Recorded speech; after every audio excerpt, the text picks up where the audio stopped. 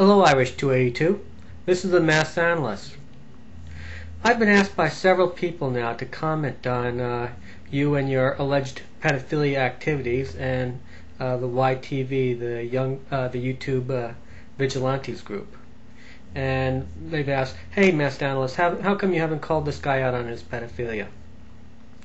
Well, as I'm sure you will agree with me, accusing someone of pedophilia is a very serious business. It's not something to be taken lightly, and in fact, if one does make such accusations lightly without evidence to back you up, you could get dragged into court very easily. I mean, you could even get dragged into court even if you did have the evidence, but it's really stupid and foolish to make these accusations without the evidence. Now, I've seen a bunch of videos that I think make a good prima facie case that you might be a pedophile. There are certain things that raise red flags. But a lot of the evidence has disappeared over time. I haven't been following you. I have to admit, I really haven't been following you that closely at all. Even though you do post comments on my channel page, which is fine. I have no problems with that. But I haven't been paying that close attention. So I'm a little hazy about what's going on with you and your group. However, even though I won't call you a pedophile, there are some things that at least cause me to question your judgment. And I'm going to, for the rest of this video, make the assumption that you're not a pedophile, that you're being wrongly accused. Even if that is the case, though, you've given some, what I think is poor advice. Now, the advice on your channel to, when you advise people to know the law, report questionable activities to the police, report abuse and death threats to the police and the FBI, that's all well and good, and I don't think anyone could have any problems with that. But it seems that you have set up, or I'm not sure if you're the person who originally set it up or if you're just a member, but you're a prominent member of a private group. And there are some allegations out there that this group is private, and but it welcomes children into the group. Now, that's setting a bad precedent, I think. And as someone who is apparently concerned about children, I'm sure you would share my concerns about that. It sets a bad precedent because even though your group may be on the up and up, and even though maybe you don't allow any pedophilia in the group, although the very fact that it's closed does raise the questions, but even if that's the case, don't you think you're setting a bad precedent? I mean, what you're doing is you're telling kids that it's okay to join a private group where adult supervision from the outside cannot be had, where perhaps even the children's parents might not necessarily know what's going on if they're not monitoring their children really closely. But especially if the children's parents are neglectful, then it would be nice to have an open forum where other adult eyes can see what's going on. And it's kind of like in real life, you would not be advocating that children go off to a secluded place with a stranger because they might do really nasty things to them. In cyber life, it's possible that if a pedophile saw what was happening with YT vigilantes, what would stop them from setting up their own private group to lure children in and then have their way? It sets a bad precedent. It tells the children that, hey, it's cool to go into groups that are private, and I'm not really sure that's such a good idea. Now, what in my mind raises almost as large a red flag, perhaps even larger, is your recent video on the DMCA and how it should be used to get rid of videos and accounts that you don't like. Now, you say that this is because there are people who are lying and slandering others and posting death threats against others, and this is a tool to combat that. Well, your strategy is just plain stupid. I mean, if you are legit, even if these threats are legit, trying to get rid of the videos that are making death threats, trying to get rid of that, that's not the way to go. If someone is making a legitimate death threat, the last thing you want to do is remove the evidence. If someone's making a death threat against you, if someone was making a death threat against me, I don't want YouTube to suspend the account. I want that evidence to stay up.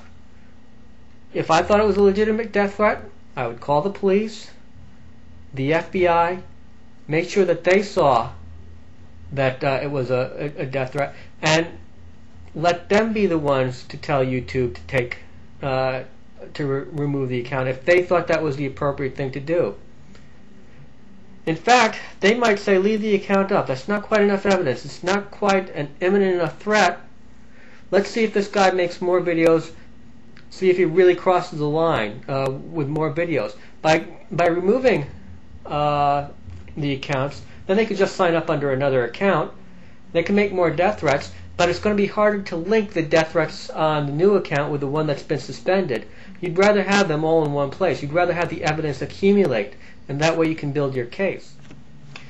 In addition, what good would it do to get rid of the death threat or to get the account suspended of the person who's making the death threats? It might reduce the death threat's visibility, but it doesn't remove the threat itself. Any more than closing your eyes would remove the threat of someone who holds a gun to your head. You might not see the gun, but the gun is still there. The person who's making the death threat is still out there. So really, what good does removing the death threat do? I can't think of a positive thing, unless of course someone was posting your real life address and invited other people to go and shoot you and use that as directions to your house. Okay, that might be an exception, but in general, removing the death threat does not lower the danger to the person being threatened. So again, strategically, it's just stupid. So I hope you'll reconsider that piece of advice that you've been giving. As far as libel and slander goes, yeah, it's really tough when someone libels and slanders you. I know, because I've been doing some battle with someone called the one they call, the One Spirit. Someone called the One Spirit, who was formerly known as Red Skull. Now, the One Spirit doesn't seem to be posting anymore, at least for the time being. But he has slandered me repeatedly in the past. The way to deal with that is not to get his channel removed, not to remove his videos. The way to respond to slander and lies is to come up and step up to the plate and debunk those lies. Stand up and tell the slanderer, that's not true. Here's my evidence showing why it's not true. Here's where you're not telling the truth. And it's really not an impossible thing to do. It's the best strategy. Again, if you get an account suspended, then A, not only does it look like you did this because you have something to hide, because you couldn't stand up for the truth on your own, B, it's ineffective. They'll just sign up under a new account and it will start the game all over again.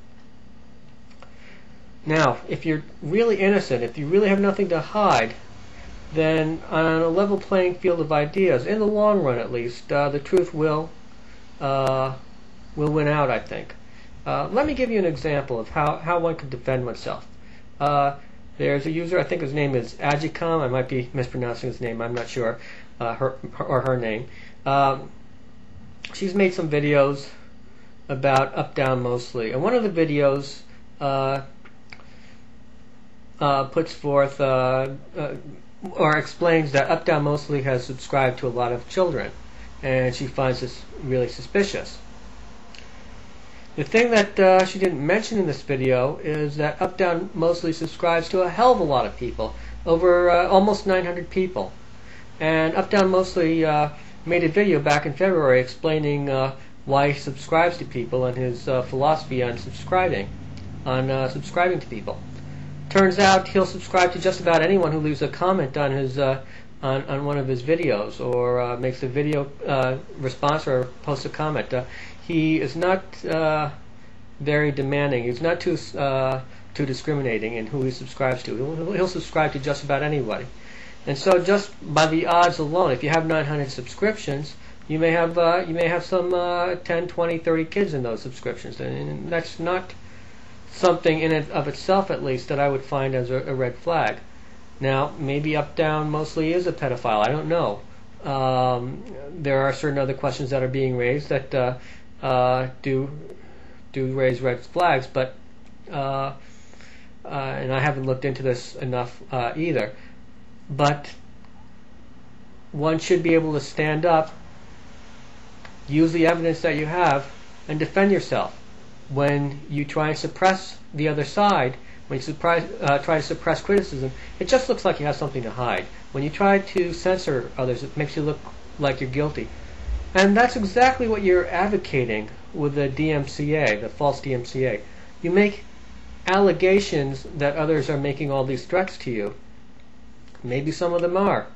But I'm just wondering whether you're going to be using the DMCA to suppress legitimate questions.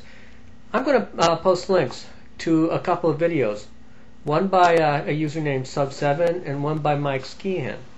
And Sub7 has used video clips from others, and it'll be an interesting test. I think Sub7 raises some legitimate points. They're questions worth asking, and they demand an answer. Now, if Sub7's video is DMCA'd rather than responded to with proper answers, then it's an indication that someone has something to hide, at least in my books. It's unfortunate that a lot of people are misapplying and abusing copyright law to suppress information, to suppress videos that they would rather not have been made. Copyright law has been turned into the Boot Weasel Protection Act, if you will. It's been turned into a tool for censorship. Traditionally, we've had fair use, and I'll go into that a lot more in another video. In fact, I'm still gathering some information, but I'm planning over the next few weeks to be making a series of several videos discussing copyright law.